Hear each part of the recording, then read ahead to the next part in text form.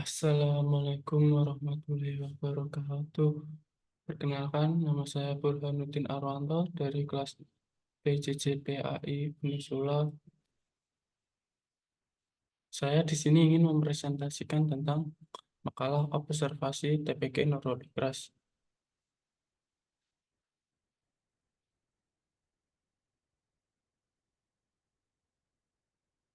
Makalah tersebut terdiri dari kata pengantar, daftar isi, bab 1, latar belakang, rumusan masalah, tujuan penelitian, waktu pelaksanaan, yang bab kedua, hasil observasi dan pembahasan, yang terdiri dari strategi pembelajaran, terkait metode pembelajaran, faktor pendukung dan penghambat, metode qiraati dalam pembelajaran, faktor penghambat dan faktor pendukung di TPQ Nurul Ikhlas. Bab ketiga yaitu penutup, yang terdiri dari kesimpulan, saran, lampiran surat, dan lampiran foto hasil observasi. Bab 1 pendahuluan, latar belakang. TPQ atau Taman Pendidikan Al-Quran Nurul Ikhlas berperan penting dalam menyediakan pendidikan agama Islam dasar bagi anak-anak. Pendidikan Al-Quran di TPQ ini tidak hanya mencakup pembelajaran membaca Al-Quran, tetapi juga pendidik akhlak dan budi pekerti berdasarkan ajaran Islam. Observasi dilakukan untuk memahami bagaimana proses pembelajaran berlangsung dan metode yang digunakan. Observasi ini bertujuan untuk mengevaluasi dan meningkatkan kualitas pendidikan di TPQ Nurul Ikhlas. Dengan melakukan observasi, kita dapat mengidentifikasi kekuatan dan kelemahan dalam metode pengajaran, kurikulum yang diterapkan, serta efektivitas dalam mencapai tujuan pendidikan. Selain itu, observasi ini juga bertujuan untuk memberikan rekomendasi perbaikan yang dapat membantu meningkatkan kualitas pendidikan di TPQ tersebut. Observasi ini dilakukan dengan menggunakan berbagai metode seperti pengamatan langsung, wawancara dengan pengajar. Hal ini dilakukan untuk mendapatkan gambaran yang komprehensif tentang kondisi pembelajaran di TPQ Nurul Ikhlas. Pendidikan agama yang baik sejak usia dini sangatlah penting dalam membentuk karakter dan moral anak.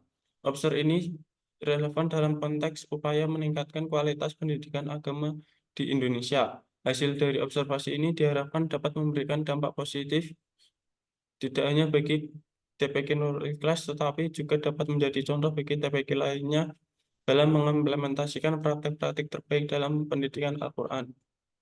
Rumusan masalah, bagaimana strategi dalam metode pembelajaran di TPQ Nurul Ikhlas.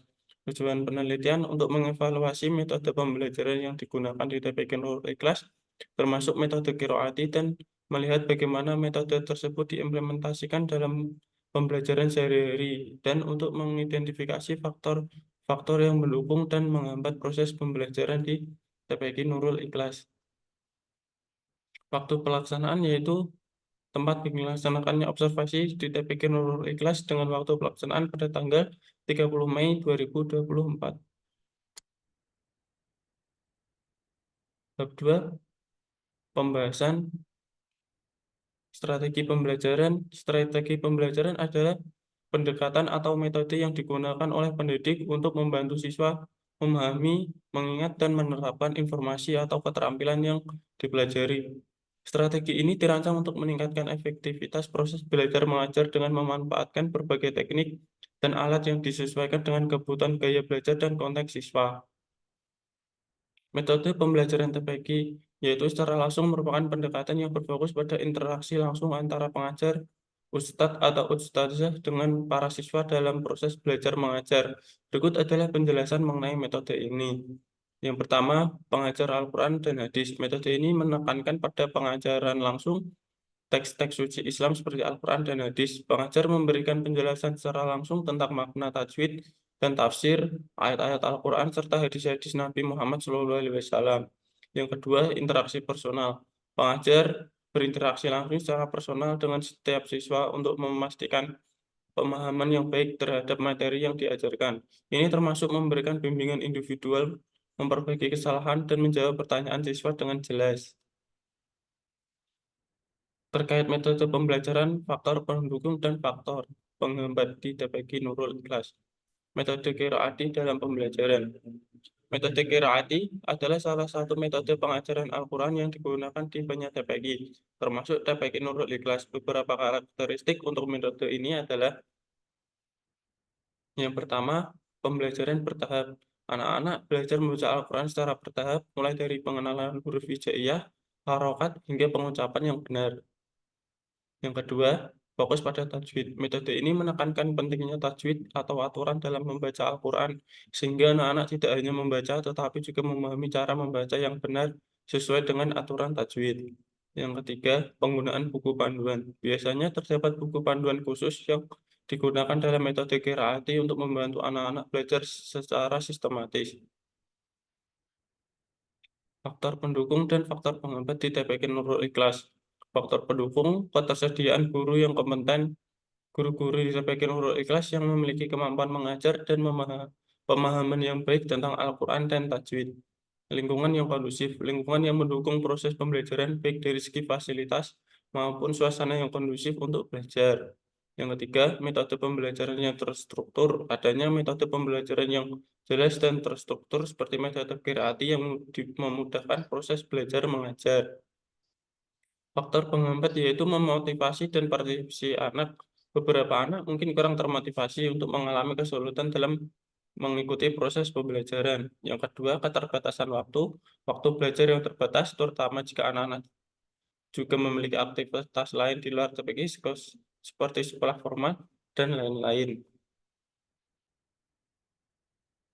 Bab ketiga, yaitu penutup kesimpulan TPQ Nurul Ikhlas memiliki peran penting dalam menyediakan pendidikan agama Islam dasar bagi anak-anak. Observasi dilakukan untuk mengevaluasi dan meningkatkan kualitas pendidikan di TPQ. Metode observasi dilakukan dengan menggunakan berbagai metode seperti pengamatan langsung, wawancara dengan pengajar, dan dokumentasi. Adapun tujuan penelitian adalah untuk mengevaluasi metode pembelajaran yang digunakan di TPQ Nurul Ikhlas, termasuk metode qiraati dan metode pembelajaran yang digunakan TPQ Nurul Ikhlas, termasuk metode qiraati, dan melihat bagaimana metode tersebut diimplementasikan dalam pembelajaran sehari-hari, serta untuk mengidentifikasi faktor-faktor yang mendukung dan menghambat proses pembelajaran TPQ tersebut. Hasil observasi menunjukkan bahwa metode qiraati adalah salah satu metode pengajaran Al-Quran yang digunakan di TPQ Nurul Ikhlas.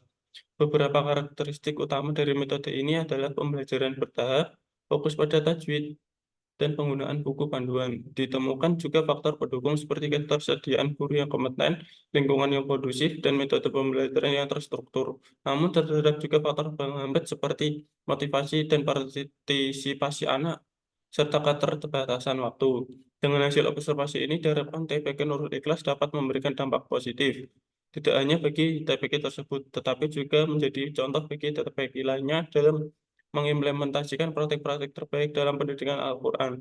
Pendidikan agama yang baik sejak di usia dini sangat penting dalam membentuk karakter dan moral anak, sehingga observasi ini relevan dalam konteks upaya peningkatan kualitas pendidikan agama di Indonesia. Diharapkan dengan rekomendasi perbaikan yang diberikan, kualitas pendidikan di TPQ Nurul Ikhlas dapat terus meningkat.